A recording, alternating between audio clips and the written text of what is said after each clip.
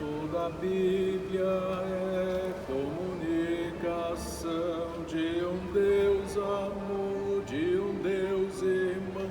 É feliz quem crê na revelação, quem tem Deus no coração. Olá, meu amado irmão, minha amada irmã, desejo que vocês estejam em paz, tranquilidade, com sua família, ao abrigo do seu lar. Vamos retomar nossa conversa, nossa introdução às Sagradas Escrituras. Vamos nos colocar, portanto, na presença do Senhor.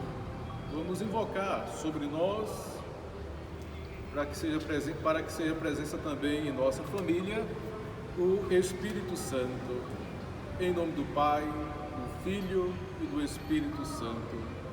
Vinde, Espírito Santo, enchei os corações de vossos fiéis e acendei neles o fogo do vosso amor. Enviai, Senhor, o vosso Espírito, e tudo será criado, e renovareis a face da terra. Oremos, ó Deus, que instruístes os corações de vossos fiéis com a luz do Espírito Santo, fazei que apreciemos retamente todas as coisas, segundo o mesmo Espírito, e gozemos sempre de suas divinas consolações, por Cristo Senhor nosso. Nossa Senhora de Fátima, rogai por nós. Hoje vamos falar um pouco sobre os livros históricos. Os livros históricos das Sagradas Escrituras. Mas antes vamos para um breve resumo, uma breve recordação do que vimos até aqui. Com a sua Bíblia, a edição de Jerusalém, você encontra. Nós estamos estudando o Antigo Testamento e até então vimos como está organizada a Bíblia judaica, a Bíblia para os judeus. Como está organizado o Antigo Testamento? Então, os judeus dividem a Bíblia dessa seguinte forma: Torá, o ensino, o Pentateuco, os primeiros 5 livros das Sagradas Escrituras, Lei, Pentateuco, Torá, o ensino, profetas, Neviim, Navir, que vem de Navi, profetas, e uma outra parte, escritos, Ketuvim. E isto, como dissemos, forma aquele acróstico Tanakh, Tanakh, Ta, Torá, Na, Ketuvim e o Ka, Na, Nevim e Ketuvim.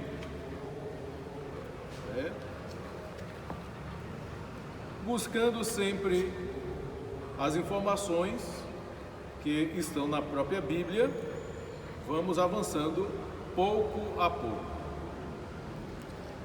Então, nosso assunto de hoje, os livros históricos. Qual o objetivo desses livros?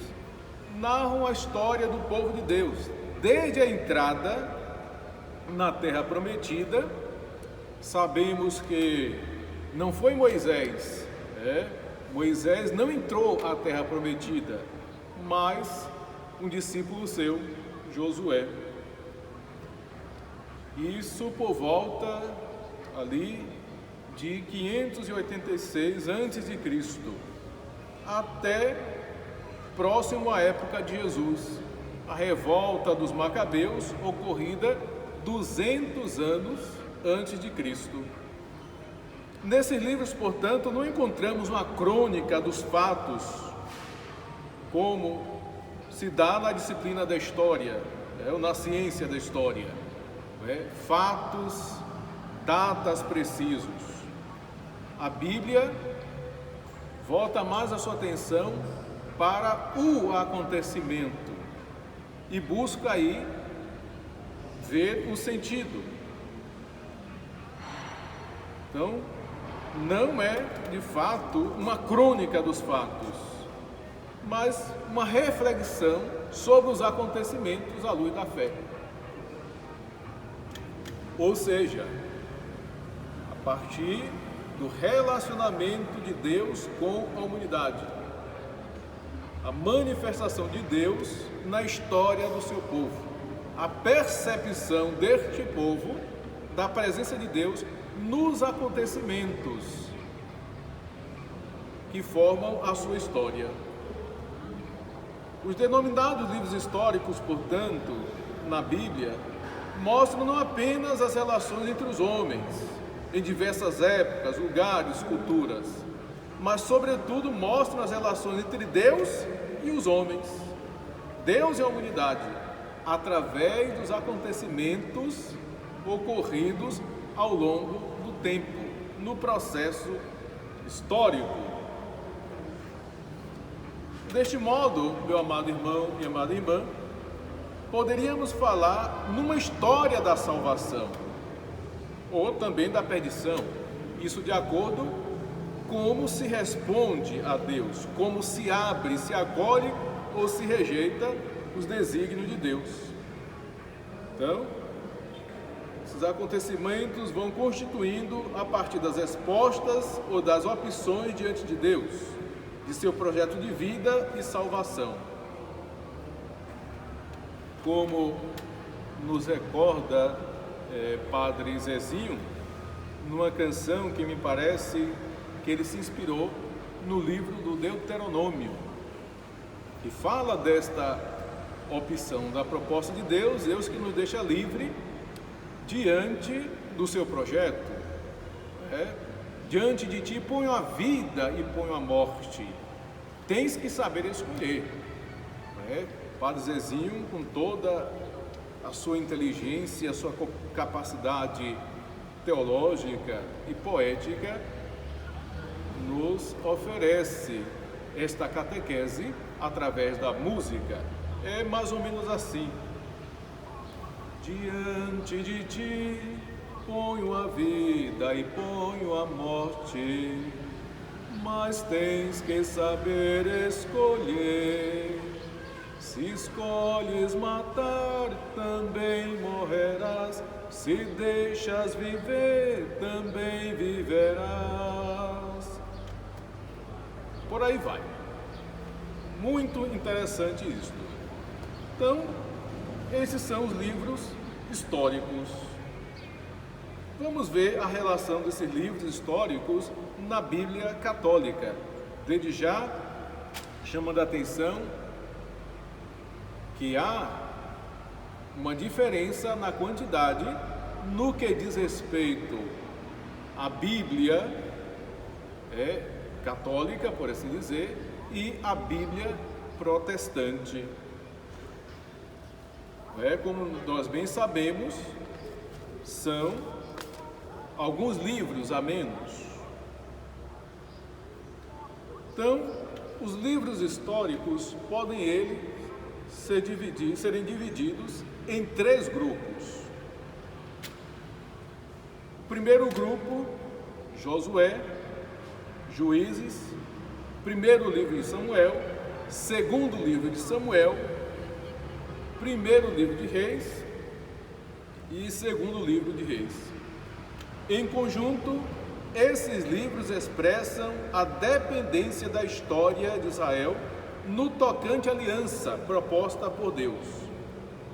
Quer dizer, o sentido da vida, ou seja, dos acontecimentos, depende da atitude do povo e de seus governantes, seus líderes, no cumprimento ou na desobediência à aliança com Deus. Diante disso, a fidelidade à aliança resulta em bênçãos da parte de Deus. Testemunho disto é a posse da terra, a permanência e a fertilidade da terra, bem como a prosperidade e a harmonia nas relações sociais. A infidelidade à aliança, no entanto, e como manifestação disto, surgem fracassos, conflitos, infertilidade e a perda da terra. Lembremos dos diversos exílios, das diversas dominações que o povo de Deus sofreu no Egito e após isto, mesmo quando conquistaram e tomaram posse da terra. Vamos agora para um outro grupo, o segundo grupo é dos livros históricos. Primeiro livro de Crônicas, segundo livro de Crônicas, Esdras, Neemias, primeiro livro dos Macabeus e segundo livro dos Macabeus. Qual o sentido destes livros? O que nos contam? Vejamos, Esdras e Neemias refletem sobre as normas, os princípios fundamentais para a sobrevivência e a organização do povo de Deus depois do exílio. Crônicas, são 2 livros, primeiro livro de Crônicas, segundo livro de Crônicas.